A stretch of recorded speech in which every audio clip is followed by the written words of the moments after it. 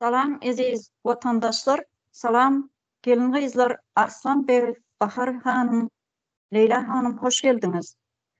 Biz sizin bilen şu yine de bir meseleni orta alıp fikirlerimizi orta atalayın, hem yurttaşlarımıza yetirelim deyip şu siz bilen yığınlaştık. Hemmeniz hoş geldiniz.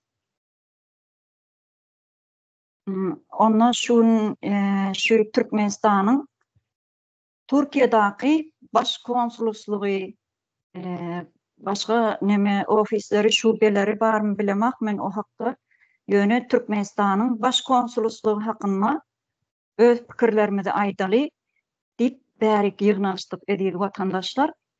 Sebäbi Türkmenistanyň konsoloslugy diýilende olar nähili biziň gözeňimize gelýär.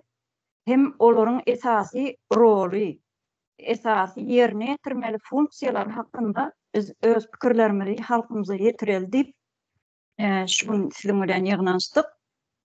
Sebäbi Türkiýanyň Türkmenistanyň Türkiýedaky konsoloslugy bizim türkmen watandaşlarymyza nähili ýardamda, nähili kömek edip, nähili goldawlar berýär.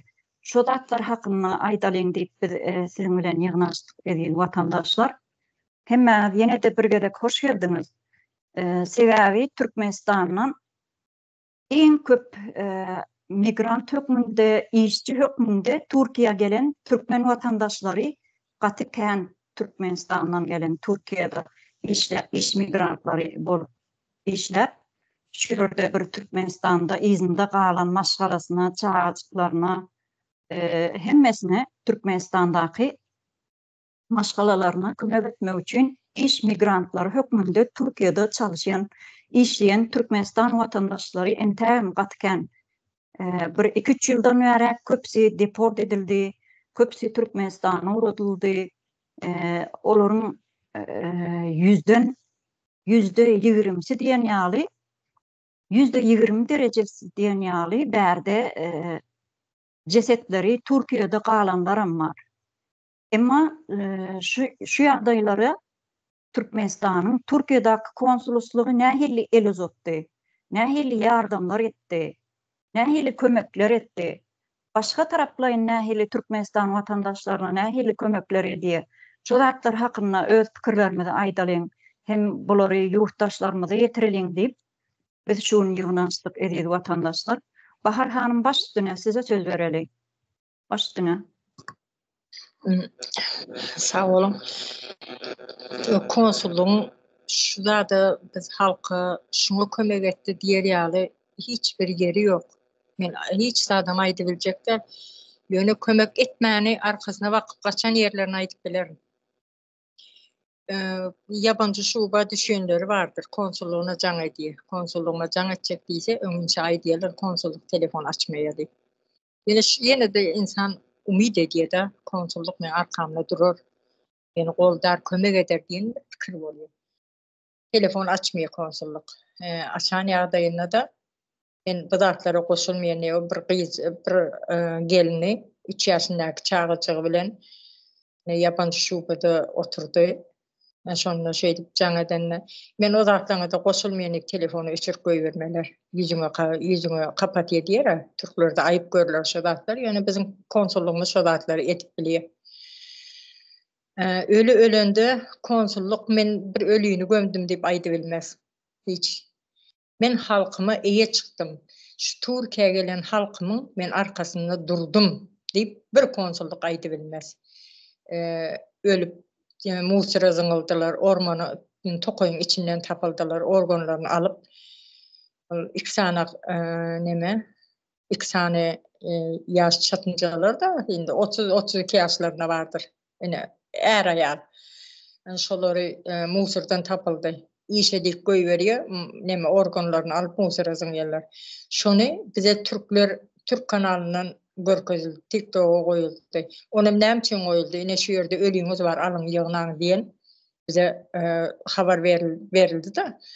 Ýöne konsulluk meniň şu watandaşym, ýurtdaşym näme üçin bunu kim öldürdi, näme etdi? Ölüsü şu ýerde galmasyn, Türkmenistana uğradyp bereýin diýip hökümet yerinde bizim arkamızda durmadı. Yani hemişe sohbet pek aydiyendir, koşudurnak içindeydi. Hemen de maydiysa, koşudurnak içinde olur, değil mi? Konsulluğum koşudurnak içinde, hem adam. Değil mi? Türkiye gelenler, Türk konsulluk tarafı gözünü yummalı. Biz bir yerde ölsek ölmeli, kalsak kalmalı, zorlanmalı, urulmalı, ezilmeli. Ne etsek? Demen şu günü işler saçılıyor konsulluğun. Aytıp bilmez. Boşuna aylığı alıp otuyorlar. Bize Türkmen konsulluğu gerek de. Bizim arkamızda duranak, işlerde kömek edenak. Ne oturma izinin var olsa şunu iptal ettirip izini şalkıldaşıp izinde alğaşıp yörler tutacak olup, yakalacak olup, tutacak olup, Türkmenistan'a deport edecek olup şey edip öğrendirler. Yani hiç halka peydası yok. Hiçbir. Ya okap veren studentlere peydası yoktur. Yani Türkmenistan'a gidiyor, $6,000 vayeni bildi, okulluk ettim deyip satın alıyor. Berdi okap veriyor açağı, egzaminden yıkılıptır. 2 egzaminle kaytadan egzamin verip olsun diplomunu almalı. Bunun pasportunu tazeleyecek Türkmenistan'a gidiyor. O yerde de sen kulluğu bitmeli deyip geçirmiyor. Student oğlunu kulluğu koyuvermeden bolan ağa. Okulunu kurtarmalı. Ondan sonra $6,000 verip kulluk etti diyen vayeni bilip veriyor eline, şey deyip yoldan geçiyor. Ne için Türkiye konsulluğu o yere haber vermiyor. Bu oğlun okap yer student 2 egzamini var, şunu verse diplomunu alıp gidiyor. Kulluğu, son gidibiler, kulçuluğu. Zaten Türkmenistan'ın içinde taşında kul dem bular, önünde sonunda kul adı üstünde deyip aytıp haber vermiyor. Hiç zaten. Yine o yerde Ruçkasını oynadı otuyorlar. Pasportunu uzaltmağa vardılar. Pasportunu uzaltmağa varanda ben bir yeğenim gitti o yere. Şolaydı bir haltanın içine doldurup pasportları şuna atıp koyuptur, kapıdan çıkayı, içeri girip pasportunu, adın, familyanı okap şey edip vermeyedi. Kapının ağzına beydip musur döküyorlar, hapa döküyorlar. Şunu yalağa edip döküptür, aseçivarın içinden deyip ödüm aylanıp içine girkitiptir. Adamlar o koyun iğme çözüyor, ağaçtırıp. Ana şunu yalı olup çözüp birine basalaşıp şey pasportlarını seçiyor diye. Bu menki değil deyip o yere koyup beyle kısa alıp yani şunu yalı göze getirip koy.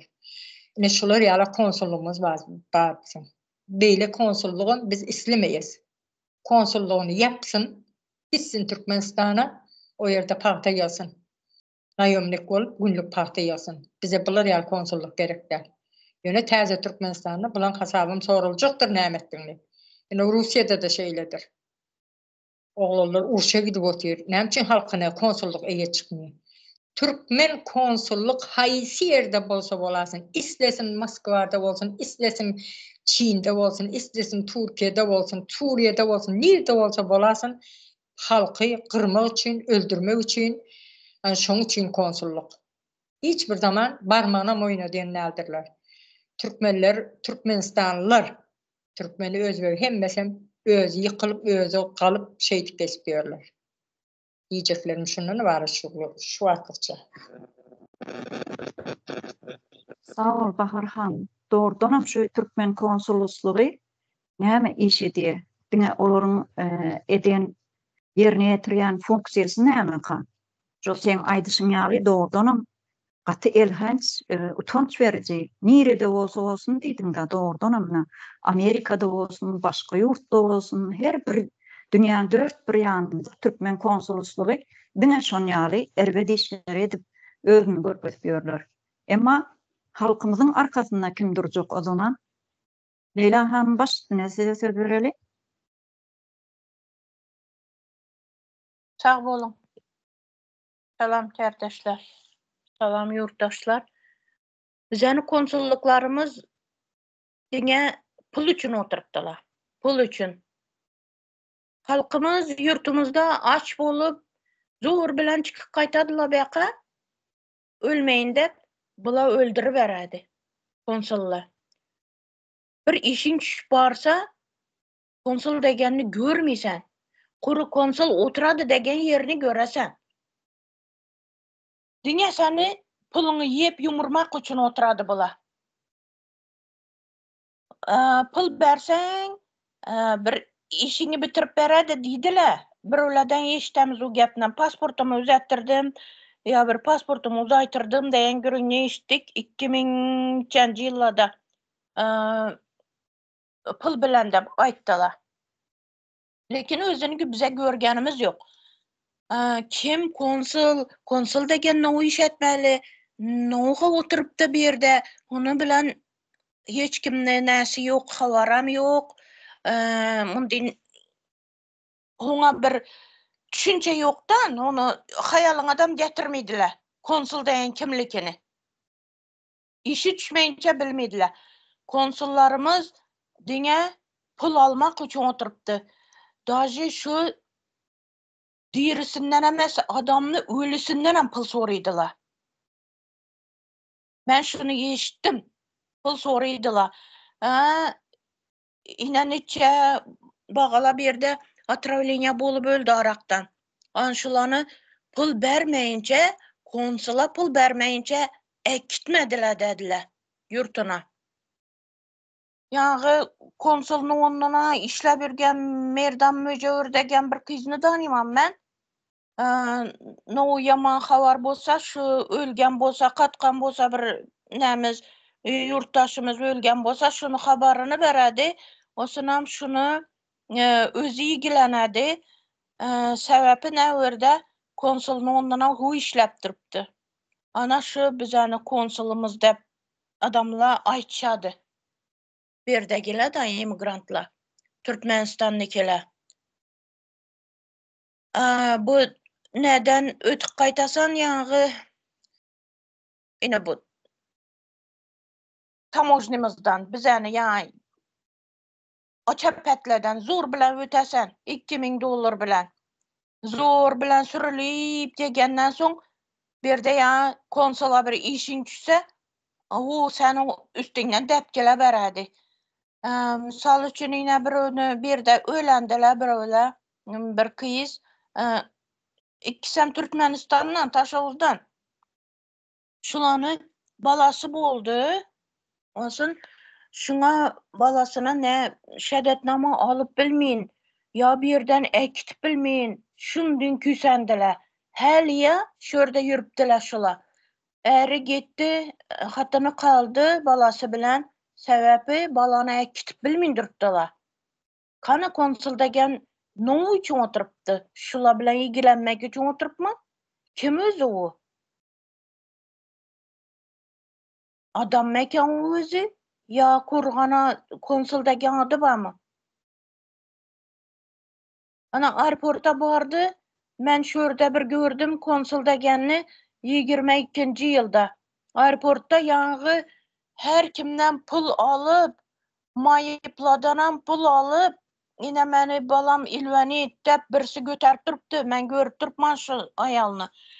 Yine meni çağam ilveni, erim ilveni bolup kaldı dep durganlar ba. Şuna maňa bilet beriňler dep.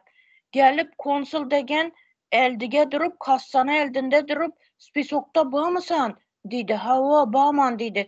Onun o spisok eken desek, örde yağı pulunu alıp, konsulda pulunu alıp, olsun beka spisoka düzüp, ekkegen ekelle.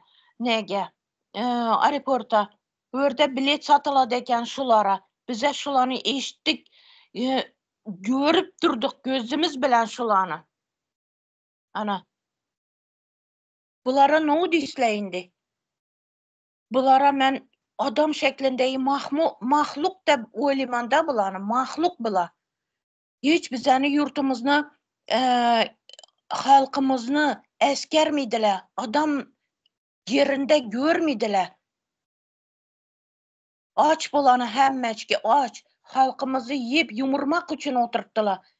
Bahar hanımna aytganym dinem kaysi görde bolsa bola verseler. Amerika'da bolsun, Amerika'nın bir ucunda bolsun, Afrika'da bolsun hemmeçkem şu halkımızı yemek için oturttular. Arayaktagylar bir yep bilmeyin kaganyny bula yiydi. Şundayn. Şunu aýtyn dedim, sağ bolun. Hazırlıkça. Sağ ol Leyla hanım. Arslan Bey, hoş geldiniz. Size söz vererek başlattım. Esenlikler ildeşler, esenlikler hanımlar. yerlikli gerekli bir tema bu. İldeşlerimizle bilgilerimizi paylaşmamız hem gerek. Yurttaşında gatiken zatlara şayet olduk. Suutnamalarımızdan var elimizde diye ne alır. Indi bir yandan aydıp başlasan haysını önde haysını sonunda açacağını en bilmeyen de bulan etutan işlerini. İlk bilene konsolluğun etmeli işi borcu halkı koramaktır ildeşler. Yani millilik duygusunda bir iş alıp barmalı ya hareket etmeli bir kuruluş konsolosluk demek. Yani bizde olsa onun yalı değildir. Bizde dine Türkiye'yendir hanımlara aydıp geçti hazır. Şoların içinde hazır konsolosluğun işleri misal için halkımızın dünyanın kaysi günceyinde bolsun şu yerde konsolosluk var olsa pasportunu ya bir vizasını İslendik bir dokumentasyon işi var olsa şon hükman suratta yerine getirip kömeği etmelidir. Halkımıza çıkmalı bir kuruluş bu.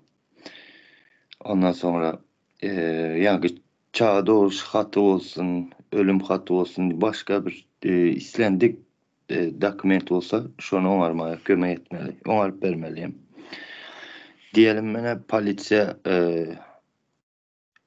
demesine bir işi düştü. Mesela Türkiye'de diyelim. Vatandaşın şuna neyle kömek gerek olsa, neme gerek olsa şunu etmelidir. Ondan başka yere business dokumentasyon işi var mı? Neyle işi var olsa dokument uğruna hemmesine kömek etmelidir. Yani konsolosluklar. Nerede olsun vatandaşımıza çıkmalıdır da. Ondan sonra konsolosluklar yine de neyle bir kültürünü deptesurlar, şunun yalı bir medeni işleri onun yal çereleri geçirmelidirler.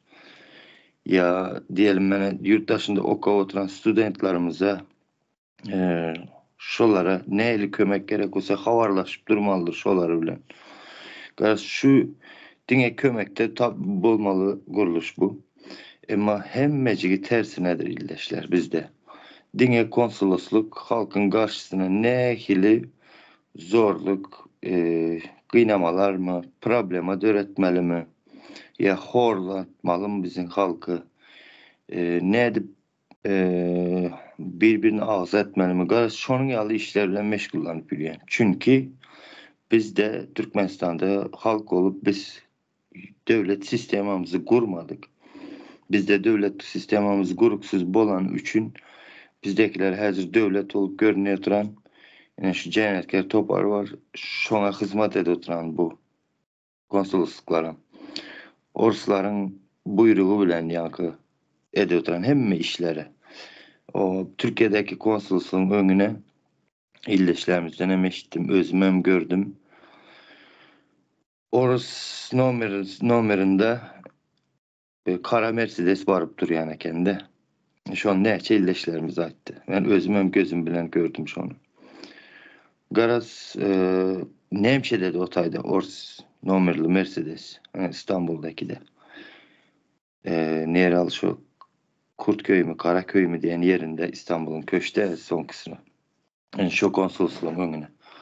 Garaz bizim halkımıza karşı neyle iş var olsa şu an alıp var otur da bu konsolosluk bizimkiler. Hazırlıkça şunu aydayın.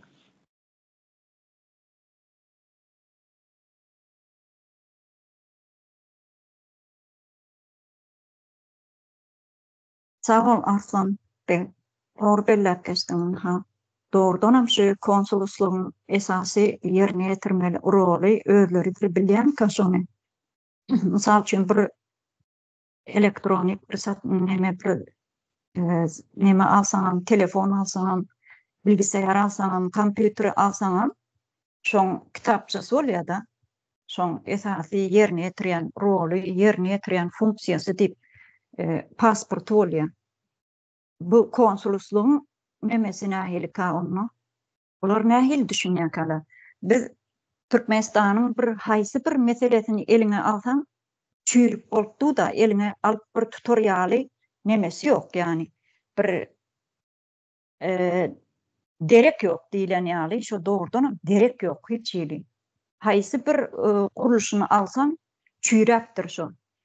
Olaryň näme üçin ýurtdaşyna çykylam indi şu öz ýerine ýetirmeli funksiýasyny ýerine ýetirip bilen aklar.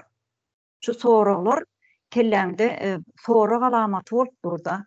Ýa-ni Leyla hanymam belläp geçdi. Sizin hemäňiz belläp geçdiňiz da şu hassa watandaşlarymyzdan pul isleýärmişin şu konsulusy. Mundan näçe ýyl öň 2-3 ýyl boldy ýalňyşmasam. Hassa ayal çärjüli ayaldy. Gaty hassa bolan därdi, ölüm ýasagyna ýatan. Şol men ölümi Türkiýede galmasyn, şu Kilyos mazarlaryna galmasyn, çaçyklama arasyna baryp öleýin dip haýyş edip konsulusluğa ýüz tutanlar. Şondan şu ölüm ýasagyna ýatan Zenan Maşgaladan $3000 pul sorapdyr. O Zenan Maşgala näçe wagtlar işläp bilen ýatyr, öljek ýene bir wagtdan. Şondan pul isläpdir. Bularda nähili wyjdansyz bir hayvan, wahşylarça bir hayvan ýaly bir häsiýetem bar bularda. Ol içimden gelmeli arym. O häsiýet. Gaty elhenç jinayet bu zatlar. Leyla hanym başyny elinizi galdyrdyňyz.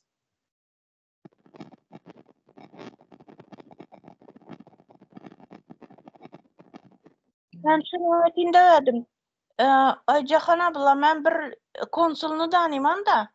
O Mayakovski'de yaşadı. Yaşap gitken ayalı olsun 2 perzente bağlanı, bir soğul bir sıkıyzadi. Olsun bu kızı engelledi, ilvanit edi da. Yaşlykyndan ilvanit bolup doğulgan. Ýaňy konsul diňe öýlenmekni bildi. Tajikistanly konsula edi. Mayakovski'de ýaşaýdy. Ana olsun hatynyny 2 balasy bilen taşak gitdi. O hatynydan bir sadikde ne bolup işlidi? Ne diýdiler bizlerde? Direktor degendinden yadımdan çıkıp durdu hazır. Şu başlıkta Öň zawedişi diýildi da, Rusça yönädirmek. Ha o müdir. Zawedişi bolup işlidi. Onu şu diňe ýa Tajikistandan pul ýüberip oturarady gurgana, bu çagalaryny bakarady şundatdyryp. Müjewir özem ýa müdür näde işe girgenlerden pul alıp ýene 1-2 ýyldan soň çykaryp berip onu ondan ýene işe alıp oturarady. Bu näne işi bu indi? Ýa sadikdegi ýa başlykyň işi, hatynyň işi bu. O konsul öýlenip gitdi. Tajikistan'a gitti başka ayal bilen. Bular diňe öýlenmek üçin, keypine yürümek üçin konsul bolup ýürüýdiler. Onu näse bilen işi yok, ya bir maşgalası bilen, ya halkı bilen işi yok. Bular şunun üçün gelgen diňe konsul bolup. Yemek üçün, yep yumurmak üçün. Osuna ýene bir ayalyny bir ýyllary balasy bilen getip batyrgan wagtynda balasyny görmekge gelýän eken Türkiýeге. Şunda balası aýtgan otur, apa bize ýanymyzda bir ay näň bäl otursaňa dep oturgyzyp goýganda, osun bir günüsü ýangy balasy ýür aýlantyryp gelemen seni dep Aksaray'a dep getip batyrgan wagtynda maşin kakady ýankyny. Ýa hatyny da şurda bu hatyn ne geplep biledi, ne bir nätip biledi, cansız bir ölü bolup kaldy ýa hatyn da. Neçe ýyl ýatdy. Kömek bergen konsul bolmadı. Lekin halkımız kömek yatıp pul berip durdu şulara. Balasıdam işsiz yattı apasına qarayman dep. Osun bir kireyjayynam pulunu şu çıkarışıp töleşdiler. Yine şu halkımız yardam etip şuların yardamı bilen ne ettiler? Yüverin, apamını yüverin, yardım et dep konsula barganında ondan bilinmen neçe min dollar soraptı. Osun bermedi şunu konsul. Son yine bu YouTube'a çıkardı. Yardım etinle de. O vaxtlarında TikTok görmeyeydik. TikTok yok idi mi ya bilinme. Olsun YouTube'a çıkandan son Azerbaycan'da biri bana yardım etip Türkmenistan'a yüverip berdi apasını şunu karangla. Ecesini. Ana şun deyin o vaxtlarında pandemiya dövrüde bolup gitti. Şu vaxtlarında boldu şu. İkisi bir geldi dan şu beçaranı başına ya balanı. Ana şunun için bir yerde konsolumuz yok. Hiç yerde de yok. Konsul degen zat bizlere gerek miydi? Gümünü çeksinler. Konsul dine yani haram kuluğa hizmet etmek için oturuptu. Halka hizmet etmeli emas. Halka karşı çıkıp oturuptu bula. Satkın bula. Dönük bula. Bula sağ bolun şunu aytayım dedim. Sağ ol Leyla hanım. Bahar hanım ve Arslan Bey'in elini kaldırdınız. Kaçtığımız ömürtüyü. Arslan Bey başlayın size söz verelim. Sağ olun. Indi ben biraz neme yerlerine geçecek olu tutmanda şu konsoloslukların. Yani bizim studentlarımız vardır yurttaşında okup yürüyen. Şoların arasında gatıken çuğulcu öğrettiler şolar.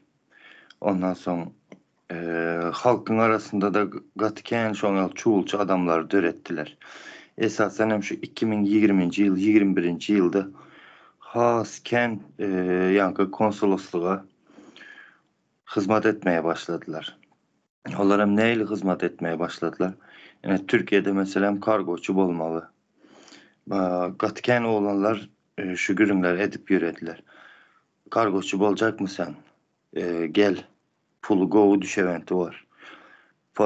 Kilasından palanca sent seniki oladı palanca sent geçirmeli.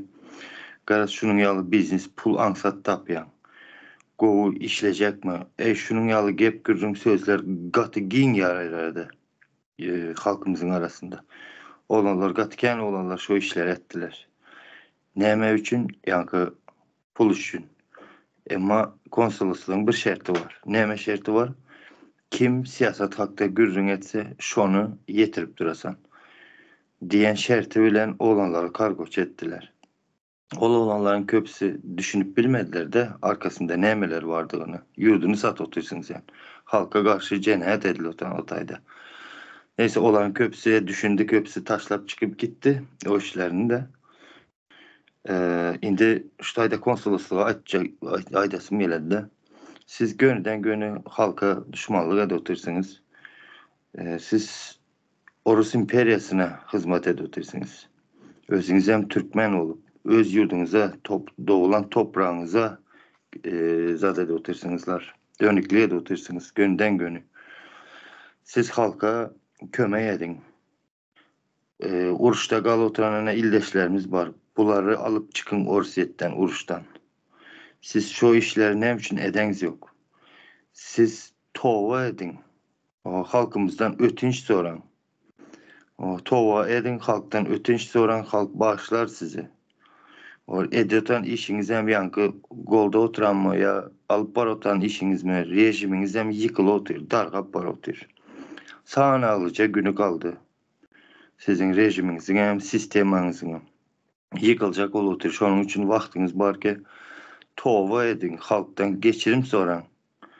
O teze Türkmenistan'ı edip bilseniz kurmaya koşun diyecek oluyor. Hazırlıkça şular aydayın sağ olun.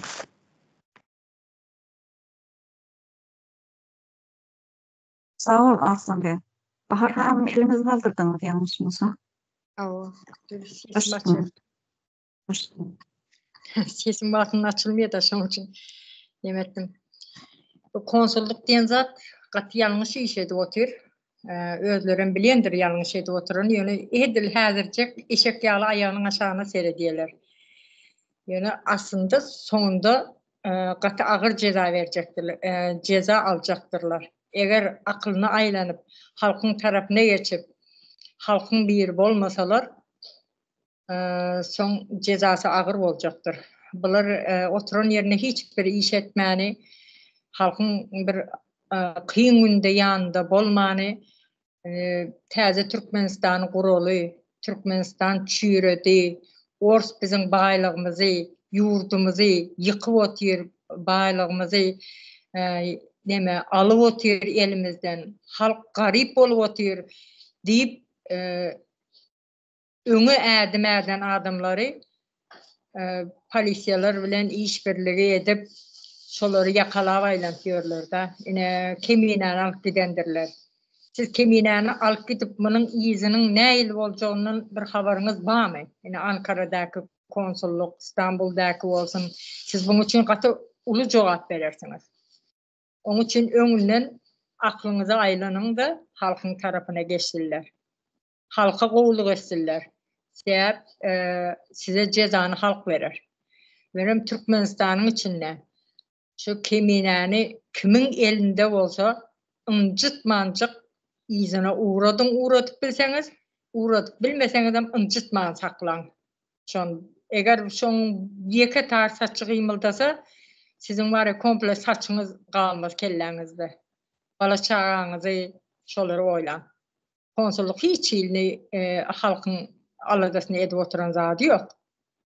Ýöne hälim bolsa giýişdäl, halkyň tarapyna geçiň. Aňyry ýatsa da täze Türkmenistan guruldy, ýöne dikelýe, bäri ýatsa da dikelýe.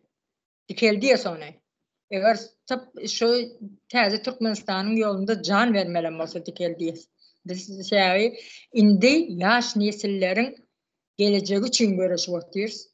Siz hem halkyň tarapyna geçiň. Halky yakalacak diýip, onun ýerine şalkyda şeýip ýörmekler. Sağ ol Harhan. Gaty gowdatlar belläp geçdiňiz watandaşlar. Şol konsulosluk bilende şo ýanky aýdyşyňyz ýaly entäm hiçden geçýäşi da bir adam durup özüne seretmeli. Men edip oturan işim dogry, men dogry ýoldan gidip barýanmykam? Ya bir döwletli, bir hayırlı bir iş etdim mi kam deyip öz-özüne sorak vermez gerek. Emma bu konsolosluğum Türkmenistanyň içindäki jenaýatkär bir topar ýaly halkyna eziyet berip halkynyň ölmesini isläp oturan bir gurama hökmünde özüni görkezip durda şuň kununa.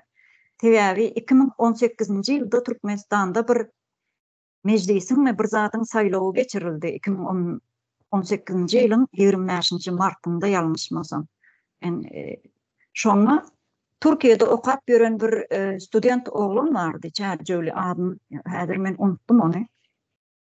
Rahman Kulufmy ýalňyşmam. Olam hemmeden depterde ýazylygy dur, bizim hemmesi arhivde dur bu zatlar. Bularyň edip oturan sagat edip oturan jenaýat işleri bizim Süleymanyň depteri diýip bir depter bardy. Onun öňem arhivde dur bular. Şo çağany şo okap ýören Baharhanım başına bir zat diyecek mi? Neme yok, şu Çerjewli oğlan neme diyecektim? Ömürzakov mi? Ömürzakov familiýasy şolar ýaly oğlan. Samolyotda äktip barýany, suraty, hemme zaty bar bizde. Bizim arhivde dur ana şolar. Ýokrak Ömürzakov şol ady ýalňyşmasam. Onu äktip barýan ýandaky çoşgam suraty bar. Maşgalasynyň hemmesiniň suraty bar bizde. Olar şol gaty uly jogap bererler. Bular wara halkyň tarapyna geçmese, bular wara kerçem edip bar krandan astılar da Suriýada.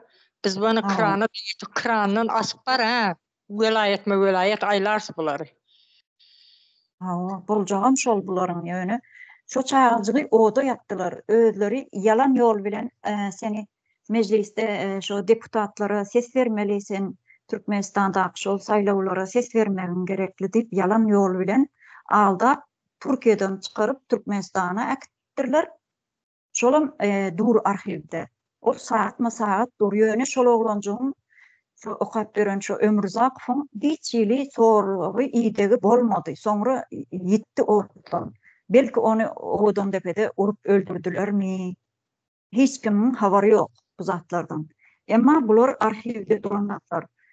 Bu konsolosluk dine adam sövdasyny edýän bir gurama hökmünde öňe çykdy da. Soňky günlerde, şu günümize gelip yetsek, biz Merdan Muhammedowyň şo ýol bilen, ogurluk ýolu bilen Türkiýeden alyp çykdylar. Sebäbi Merdan Muhammedowyň eline ne pasporty bar, ne kimligi bar. Şol dokumentler bolmadyk ýagdaýynda da Türkiýeden ogurluk ýolu bilen buny Türkmenistana çykaryp alyp gitdiler. Gözünden dalarmy? Kim bilýär? O zatlardan hem hiç kimin habary ýok. Ama şu Türkmenistana akidilençe biz bilen ara gatnaşykda bolupdy Merdan Muhammedow. Bularyň ne diýjek bolýan zadyň, bularyň esasy ýerine ýetirýän işleri şol adam söwdasy. Adam insan gaçakçylygy diýýär bular.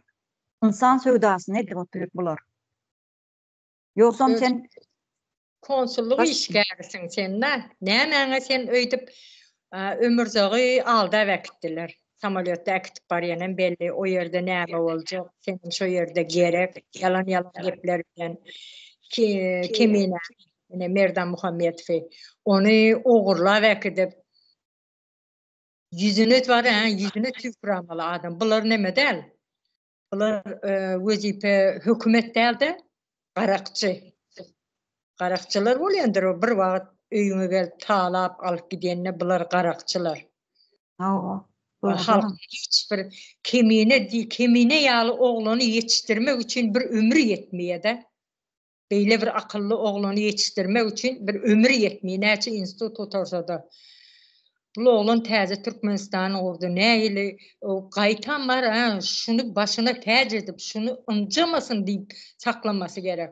Ne watanymyzy östürjek, dünýä tanatjak, geljekde ýaşlarymyzyň maňlaýyndan direjek oglan. Bular ýalak oglanlary aldap, ogurlap, ekitmek. Owadan depede öldürüp, iň akylly adamlary öldürüp, näçe wagtynda agzy tagam aldy da bularyň. Dur diýen bolmady. O wagtynda bizim bir öňümizden çykyp gelin bir şey del diýen adam bolmady. Ana niýetik biz şu orsutdan aýrylandan soň biz acı çekýäs, kynçylyk çekýäs, ors gowdy diýip şeýle düşündik-de daşyna çykandan soň biz bildik orsuň nähil düşmandygyny. Ene ýurdumuzy komple emi otyr, sorup otyr, onu bilip otyr. Şu neme konsulluklar bilmeýär şu zady. Türkmenistan näýil ýagdaýa gelipdi, şonu bilmän otyr mallar. Şoň üçin hem täzeden gurulsun diýip bular hereket etmesiniň ýerine ýok, biz ýeli de halk ölen ölsün, galan galsyn. Ya kartadan silinip gitjek. Türkmenistan diýen bir döwlet bolmaly, bu gidip barşyna. Başymyzdaky bir narkoman, o bilmeýär onu ýazatlary, ýurdu näýil ýöretmeli, halkyň ýagdaýy näýili, onu hiç kendisi işlemeýär o zatlary. Oturan bir manka, geplerini gepin düşündirip bilen ene aýalda gollary, o bolup ýörüşýär, neme aýal gyzlaryň öňünde durup görelde bolmalyň ýerine Türkmenistan jelepana bolup otyşýar. Lezbiyankası var, doğulanın lezbiyanka misalda yine şeyle, o zaman halkam onun elinde işle kıyıcağızlar hem şey zayalanıp gidip oturuyor. Şu arada Berdi Muhammedov'lerin ulusu küçüğü, ikisinin hem kellesi işlemiyor mu? Onlar hazırcak iyip bir bokunu yağlanıp edavili oturuyorlar. Belki de bir yerlere kaçıp gidecektir. Yani şu an izinde kalan konsulluğu yok, mehemesi yok, polisiyeleri yok. Biz yaşamalı Türkmenistan'da. Olur şu an düşünmesi gerek. Bunlara kaçıp gider. Bizim bu vatanım başka yerde, sen Amerika'da Trump'ın yerine otursan Türkmenistan yerinde bir ervet haber eşten iyi var. Öküzün şahına vursan en namussuzlar diye şonu ýaly adam ervet bolursun watanın arada çöküşe gitti diýse, Türkmenistan bir ervet diýse ýa-da Türkmenistanyň bir halky bir ýerde şonu ýaly bolup ýör ýa-da ölüpdir ýa-da zaýalanıpdyr diýen zat diýse o düşer. Ýöne bularyň içine ot düşýär. Şulara aýtjaktym. Akyllansyn, halkyň tarabyna geçsin. Sesinizi ýanglamasyn Bahardan. Sağ olun Bahar hanım. Arslan Bey size söz verebiliriz. Bağışlan, sizden söz sonra olan ýaly boldum. Bağışlan Bahar hanım deme. Şidat özümüzün kardeşimiz Umide Bekcanova, Umide Hanım'ı neyle düzak kur oturuyor kendileri konsolosluk. Yani şunu yalı da yani Ömürzak Umar Kuluyev illeşimizin adı. Neçenci yıl şu 2018-19 yılda şunu yalı ettiler. Şunu hem uğurlava gittiler. Merta Muhammed kardeşimizi. Yaşı olanlar şolar yurdumu düzelttirin. Özümde olan toprağımda yaşayın. Şolar özümüzünki bolsa bolsun deyip öne çıkan olanlar şolar. Hani konsolosluk nemşede otur. Bu adamların üstüyle biznise de oturlar. Doğru bellep geçtiğinizler hanımlar. Onlar dine halkın kanunu bilen bayağı pul işlep durmuş kurup yeren adamlar oldular. Bunlar halka en ulu dönüklüğün bir görünüşlerini alıp var oturlardı. Vaktiniz barke tova edin. Halktan bağışlama soran, ötünç soran. Halk sizi bağışlar. Ondan sonra sizden önde imkan böyle şusturlar köp oldu. Konsolosluklar. Şu rejime hizmet eden. Barbara hemmesini hem yok edildi sonunda. Sizi hem yok edildiler. Sizden beter samsığı bilen yok edildi özleri. Seride oturun. Özünüz bir go bilyeniz bu rejim neyle yok edildi. Özünüzün edip duran işinizi özünüz go bilyeniz. Şunun için vaktiniz var ki tova edin, yenem bir gezek. Yatladın. Halktan ötünç sonra halk bağışlar sizi. Şuları koşayım dedim. Sağ ol Aslan Bey. Doğru bellep geçtin. Yani Farhan'ım aytıp geçti de şu kemine yani akıllı kemine diyese biz kemine Merdan Muhammedov yani aydın insanları Türkmenistan'ın içimneden 30 yıldan beri yok edip gelirler. Tevavi şu özünün ed oturan cenayetkar toporun bir ed oturan oğurluklarını, pısıcılarını, cenayetlerini Türkmen halkı bilmesin deyip aydın insanları yok ederler. Türkmenistan'ın içinde her hadren devam edip durmunu. Şol bundan 30 yıl ön Sapar Aklimov Halmrada adayının gurrun verenlerinden beri şu öne çıkan aydın insanları türmelere sokup oğudan depe sokup yok edip oturlar. Bundan hiç kim bilen akmıka diye. Zatların hemmesi arşivde saat durandı. Entek buların katı üstü açılacak. Hemmesine saat cevap verecek bular. Şoň üçin wagtlar barka düşünmek gerek. Konsolosluk olsun. Yine biz Gorotista Türkiye'de de. Türkiye'nin nemesi var. Daşary işler ministri var. Öňe o Süleyman kimde ol adam Mevlut Çavuşoğlu. Ondan soň bu Hakan Fidan dedi. Yine şu adamların saatda hasabat berip duruyor. Daşary ýurtdaky watandaşlarynyň sağlık ýagdaýy hakynda bolsun, mysal üçin İsrailde uruş bitip durşy. İsrailde uruş başlanandan beri 2023-nji ýylda başlady ýalňyşmasam, Ekim aýyna. Şondan beri, şu günden beri şu taýda bir türk watandaşy bar bolsa, şoňa özleri ýürüýte jaň edip, şoň ýagdaýyny sorap ýürüýte, ýa neme bilen, uçak bilen aldyryp oturýarlar da. Şu zatlar burada Türkiye'de yaşa oturuyor bizim Türkmenistan'ın baş konsolosluğu. Görüp oturanakmış o zatların içinde yaşa oturuyor. Ama bizim ölecek olup yatan hastalarımızdan polisler duranı, bu zatların hemmeler Türkiye'de görüp oturuyor bu zatları. Türkiye'de bilinmeyen kadiyen neme yok. Her bir şu karnımıza yürütüde şu an hem hasal var vatandaşlar. Konsolosluk olsun. Şu her neradın hasabi, hesibi var. Her bir ediyen cenayet işin olsun, gowu iş olsun, hayırlı bir iş olsun. Şu zatların hemmesinin hasabı sorulacak. Rusya'daki Türkmenistan'ın konsolosluğunu hem de Türkmenistan vatandaşlarının hemmesi Ukrayna karşı tügeşe uğradılı otur. Şu zatlar görenek mi Türkmenistan'ın konsolosluğu? Rusya'da olan bir büyük bir binanı eğilip birden pulu iyi oturuyorlar. Aylık oturuyorlar. Şu alyan aylığını hak edecek olmalı bir insanlık var olsa eversen de.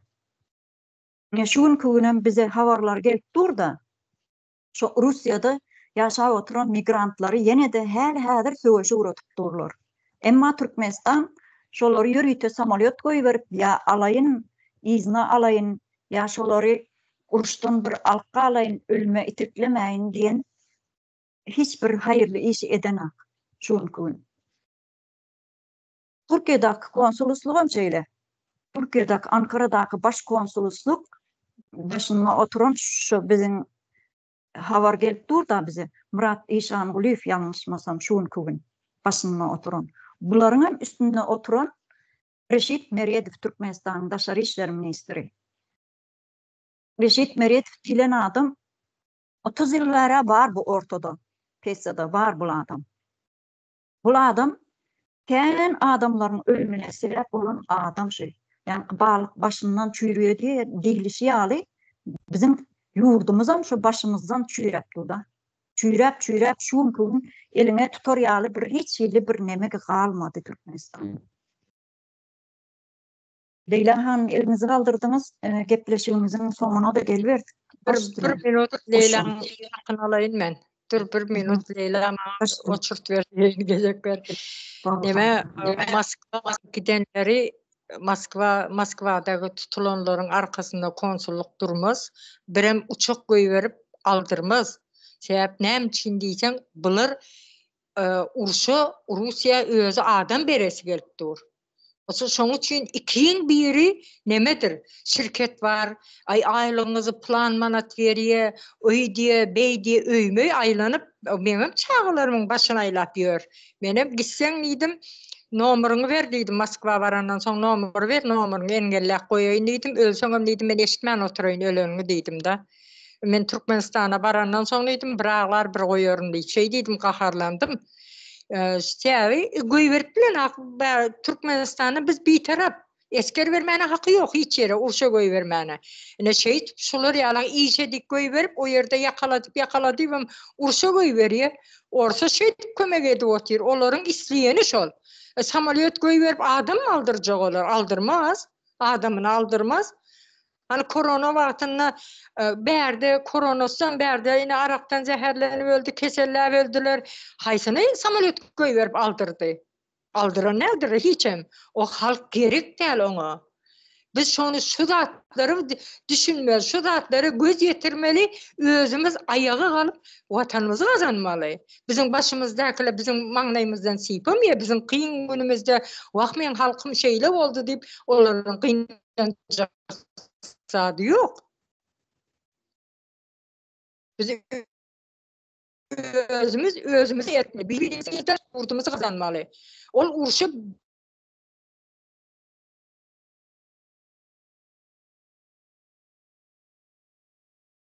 Harhan interneti gitti.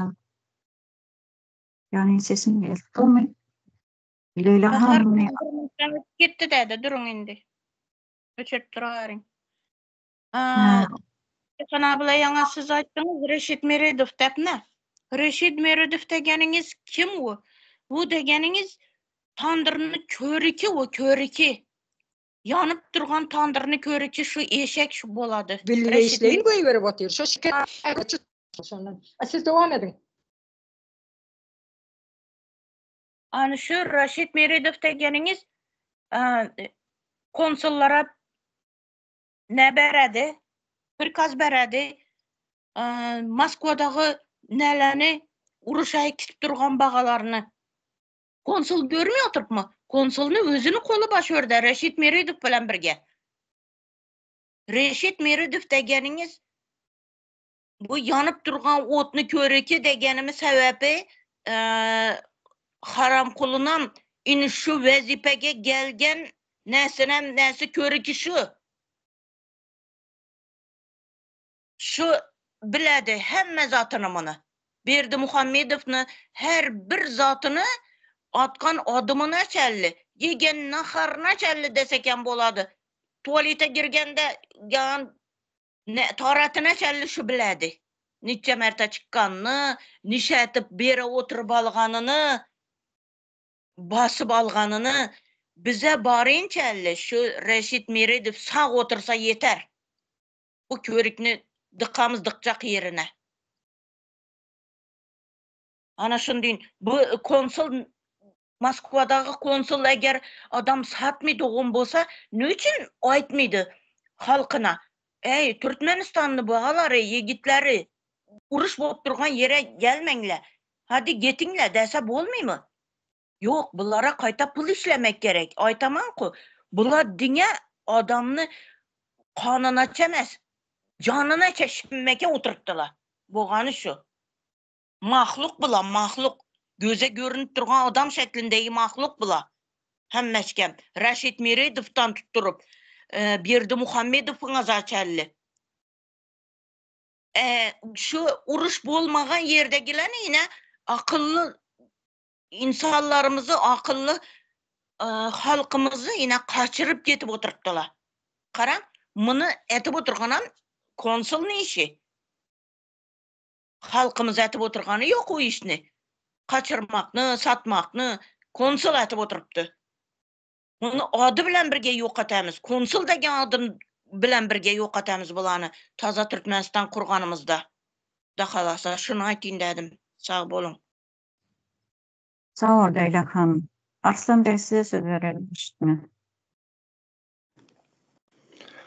Sağ olun Neme. Şu konsolosluklar siz yaban şubede yatan Zenan ildeşlerimiz var. 6 aydan beri yatan erkek ildeşlerimiz var. Şoları çıkarın. Ne için siz şoları ege duranız yok? Ne için şoları çıkaranız yok? Havarlaşıya tanışlarımız var yaban şubede yatan. 4 ay var, 3 ay var, 1 ayda yatanında var. Hemmeciğim kan ağla otur şotayda. Soğuk, gün azıcık yemekimiz diyer. Biraz köseni otur şolar şotayda. Ondan sonra yankı Orsiye'de gavayan erkek ildeşlerimizi uruşa gitsin, uğratsın orslar deyip gavayan ildeşlerimizi çıkarın. Neyle yolu bilen çıkarsanız çıkarın. Özünüz gavadınız şoları siz. Ondan sonra da yine nemet diyecektim. Ol yiğitlerin yankı. Orsiyette gavayan yiğitlerimizin oğul kızları izinde garaş otur Enes atası.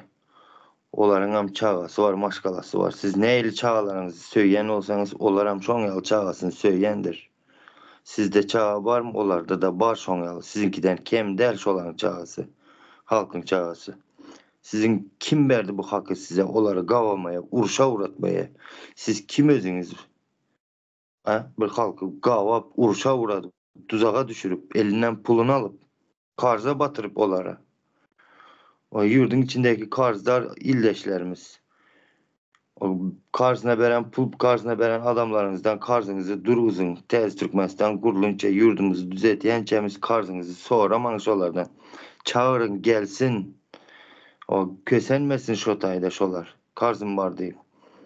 Neyce maşkalarını halas edeniz şon yalı. Şo kömeğiniz ülen. Tez Türkmenistan'da beriye şolar şo karzını. Özüm bir iki tanış dostlarım var. Karzım vardı Orsiyede şo için gittim deyip çıkıbilmin otur şu vakt. Çıkarın şu yiğitleri siz. Onları getirseniz hem rejim yıkılacak deyip korkuyanız. Niye resar etseniz hem haystamana yıkılsanız hem siz halka karşı cenayet otursunuz. Ya şunun için tova edin, halktan ötünç soran. Halk bağışlar sizi. Sağ olun. Sağ ol Arslan Bey. Öte doğru zatları belirlep geçtim bu vatandaşlar.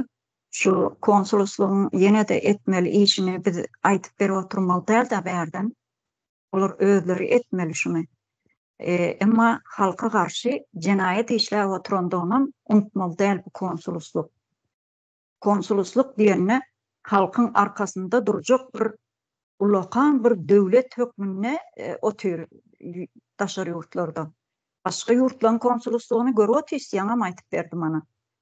Bir hassası hastalanmasa başka yurtta ya da uruş olup duran yerde bir insanı vatandaşı bar olsa şunu çok göğüverip aldırıp oturdu. Biz bunu en aşağı çizip düşündürdük de halkımıza.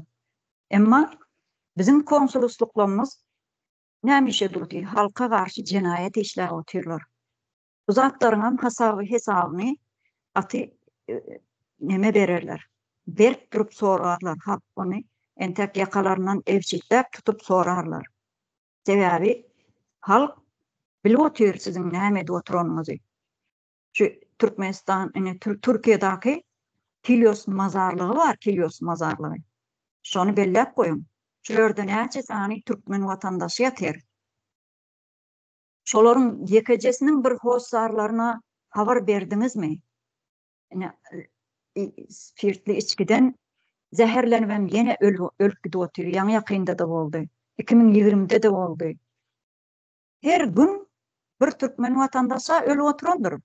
Bize gelen maglumatlary sanasaň sogagy var.